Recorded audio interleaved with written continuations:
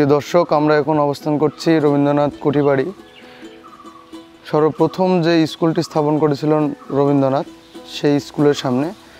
এই পুরো স্কুলটি এখনও সেই পুরনো ঐতিহ্য বহন করছে। সেই মাটির, যেটাকে গ্রাম বাংলার ভাষায় বলা হয় টালি, এবং যে দেওয়ালটা আছে, পুরো দেওয়াল প্রাচীরটা হচ্ছে মাটির তৈরি। এখনও সেই মাটির ঐতিহ্য বহন করছে। চুনের উপরে কালো রং, সেটাই আমি আপনাদের মাঝে দেখাচ্ছি। এখনও সেই ক্লাসগুলো এখনও আছে। পুরনো ক্লাসগুলোতেই ক্লাস হয়। এখানে প্রাইমারি সেকশনে ক্লাসগুলো হয়। আমি যদি একটু ভালো করে আপনাদের দেখাতে চাই, তাহলে দেখাতে পারি যে এই যে পুরো উপরের যে আপনার ছাউনিটা, পুরোটাই মাটির তৈরি টালিতে আবৃত। এবং এই পুরো টালিটা কথিত আছে যে রবীন্দ্রনাথ সেই ভারত থেকে নিয়ে এসে লাগিয়েছিলেন। পরবর্তীতে এটা অনেকবার রিপেয়ার করা হয়েছে, পরিবর্তন করা হয়েছে, নতুন একটি বেসিন করা হয়েছে ছাত্রছাত্রীদের জন্য। আমরা যতটুকু জেনেছি যে এই বিল্ডিংটা দ্বিতীয়বার করা, আর এই যে এটা একদম জৈন্য শীর্ণ অবস্থায় আছে। এই বিল্ডিংটা আপনার সর্বপ্রথম করেছিলেন ওনার নোবেল বিজয়ী যে অর্থটা ছিল সেটি দিয়ে। আর এই যে বট গাছ তৎকালীন সময় থেকেই করেছিল। বর্তমানে এখন দেখা যাচ্ছে স্কুল কর্তৃপক্ষ এটাকে ছাত্রদের বসার উপযোগী করছে। আরও ভালো করে যদি আমি আপনাদের দেখানোর চেষ্টা করি, পুরো স্কুলে 4টি বিল্ডিং। এই বিল্ডিংয়ের ওই যে প্রথম যে বিল্ডিংটা দেখতে পাচ্ছেন, ওটি হচ্ছে আধুনিকতার শৈলীতে তৈরি ইট সিমেন্টের গড়া বিল্ডিং। তারপরে যে বিল্ডিংটা আছে তার দ্বিতীয় মাটির তৈরি বিল্ডিং, এবং প্রথম বিল্ডিংটা হচ্ছে এইটা, আর তৃতীয় বিল্ডিংটা হচ্ছে এটা, এবং চতুর্থ বিল্ডিংটা হচ্ছে এইটা।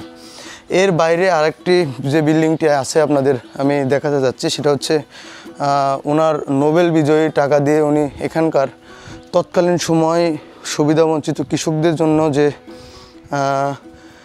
একটি কি বলা হচ্ছে এনজিও স্থাপন করেছিলেন।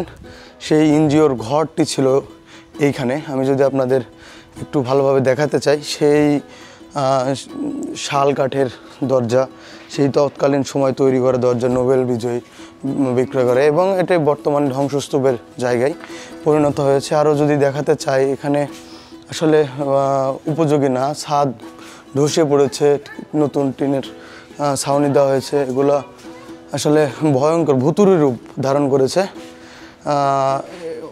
কি বলবো, জীর্ণ শীর্ণ অবস্থায়। আরও যদি আমি ভিতরে দেখাতে চাই, তৎকালীন সময় যে ভাবে এই মানে ঘরগুলো স্থাপন করা হয়েছিল, তার উল্লেখযোগ্য হচ্ছে আধুনিকতার মতো না। এটা হচ্ছে চুন সুটকির মাধ্যমে তৈরি ইট গাঁথা, এবং যদি দেখাতে চাই এই সেই মাটির টালি যেগুলো চালের ছাউনি হিসেবে ব্যবহার করা হয়েছে। এবং তৎকালীন যে কারুকার্যগুলো ছিল এগুলো এটা।